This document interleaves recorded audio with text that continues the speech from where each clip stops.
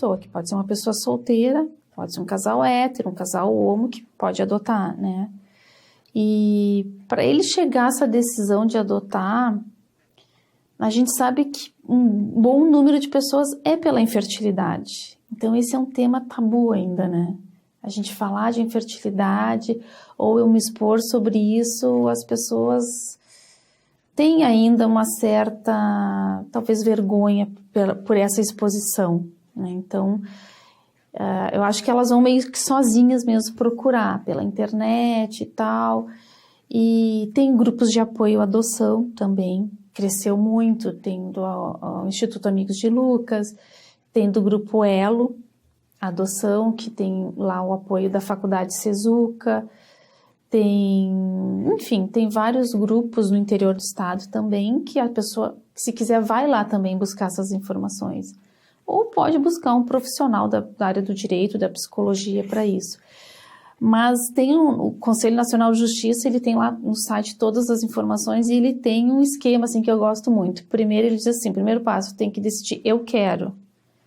E aí para eu chegar no eu quero, eu acho que precisa ter esse trabalho, talvez, para mim foi fundamental e para o Júlio também, do espaço terapêutico. Por que realmente eu quero ser mãe ou pai, né? Porque a adoção não é caridade, né? Eu tenho realmente assim, eu quero adotar, eu quero ser mãe, quero ser pai de uma criança, de um adolescente. Por que isso? Que motivação é essa, né? Então, o primeiro passo é esse. Depois é ir até o juizado da infância e juventude, aqui em Porto Alegre, no 2º juizado, e lá tu vais receber todas as informações dos documentos que precisam. Precisa imposto de renda, se uma pessoa está indo adotar sozinha, só dela, o casal dos dois, tem que ter fotos do casal ou da pessoa sozinha, tem que ter RG, CPF, atestado de sanidade física e mental também, antecedentes criminais, precisa, cível. E aí também as pessoas fazem crítica, por que para adotar precisa tanta exigência de documentação e se tu vai ser pai ou mãe biológico não tem, né? No início eu também pensava assim, mas se tu verificar que as crianças e adolescentes que estão para adoção já sofreram abandono, muitas passaram por processos traumáticos na sua família de origem, então o judiciário tem que realmente ver quem são essas pessoas que querem adotar e vão acolher uma criança ou adolescente, né? E talvez se a gente fosse pais biológicos, teria que ter um pouquinho mais de cuidado e planejamento também, quem sabe.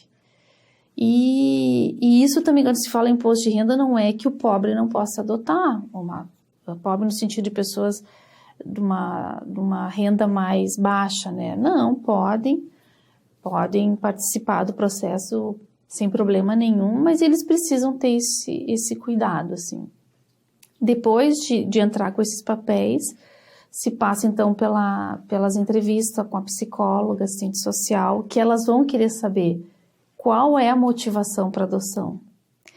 E depois de passar por essas entrevistas, tanto se é um casal como fui eu e Júlio, a gente fez juntos, depois cada um sozinhos, depois faz uma final juntos, e aí elas vão verificar se nós estamos habilitados para adoção. Porque elas podem dizer, ou eles, né, tem também psicólogos e assistentes sociais, que esse casal não tem condições. Talvez a motivação dele, né, muitos colocam que vão com uma foto e querem uma criança, às vezes, igual a si fisicamente. Então, quem sabe, será que eles estão abertos para adoção? Você não vai encontrar uma criança, às vezes, parecida, né? Não é essa busca de uma criança parecida fisicamente contigo. Ou também tem algumas questões, perdeu um filho, está querendo colocar o outro no lugar. Será que realmente já fez o luto? Enfim, N motivos, né? E passando por esse momento, tem hoje também o curso, além das entrevistas, tem um curso que é para também ajudar a pensar todo esse processo, né, de adoção, o que significa ser pai ou mãe para adoção. Na nossa época não tinha o curso, era um vídeo, um DVD que eles davam, e eu me lembro que o DVD a gente levou para casa para assistir, era de um abrigo em Santa Catarina, um município pequeno que eu me lembro, uma juíza falando, e as crianças dando o seu depoimento e todas diziam que iriam voltar para casa para ficar com seus pais.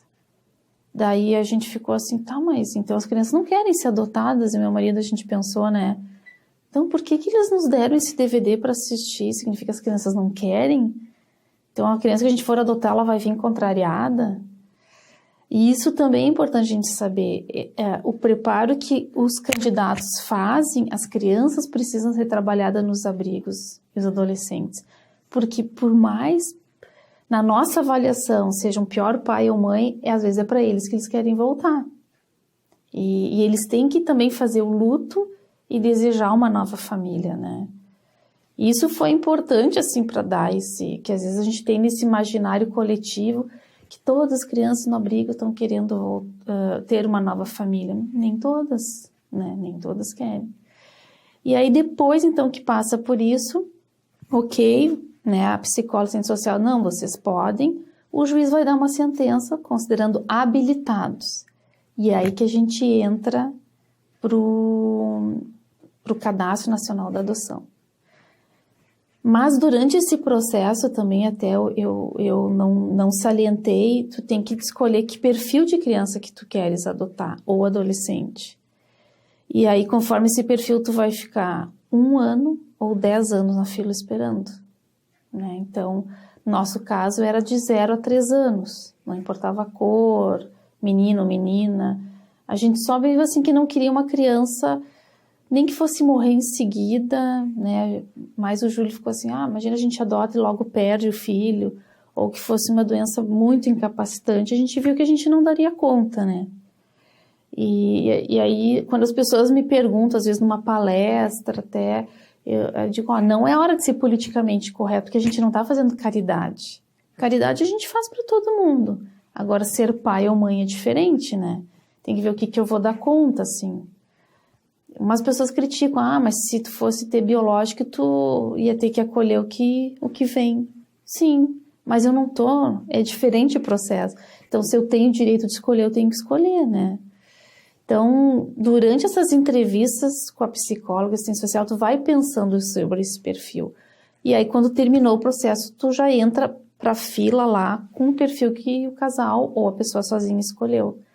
E aí, às vezes, é um tempo muito longo de espera, né? Às vezes, pode se passar realmente 5, 7, 8 anos. E uma coisa que também o tribunal não divulga muito, mas depois que chega, então, aquele perfil, teu filho, as devoluções têm acontecido. Então, né, depois, quando a gente terminou o nosso processo, ali disseram, agora vocês entraram para a fila, vão para casa que um dia o telefone vai tocar, mas não tem uma data. Então, é uma gestação muito infinita de tempo, assim, e uma ansiedade, mas a tua vida vai seguindo também, né? Então, hoje até o judiciário, às vezes, nesse tempo longo, vai chamando as pessoas, vai fazendo algumas oficinas, mas as evoluções têm acontecido. Até bebê, a gente tem ciência que são devolvidos. Por que são devolvidos? Né? Não sei, as pessoas justificam que não era bem o que elas queriam, que não está dando certo, né? Então, temos que também pensar sobre isso, assim, né? Será que tem alguma falha? Como é que se acolhe depois essa criança devolvida, esse adolescente devolvido, que volta para o abrigo, né? Então, veja que é um tema muito complexo. A gente vê aí fora... eu não gosto também muito assim, pai e mãe adotivo como se fosse um super-herói, assim, né? Não é um processo para todo mundo, é difícil porque é uma questão complexa. A gente tem que também tirar essa coisa romântica, assim, e cada vez mais falar sobre todas as etapas e tudo que é complexo e ajudar e apoiar as pessoas, né? Então, acho que a ideia, eu tenho de fazer grupos de estudo, palestras, para cada vez mais a gente poder falar sobre esse assunto.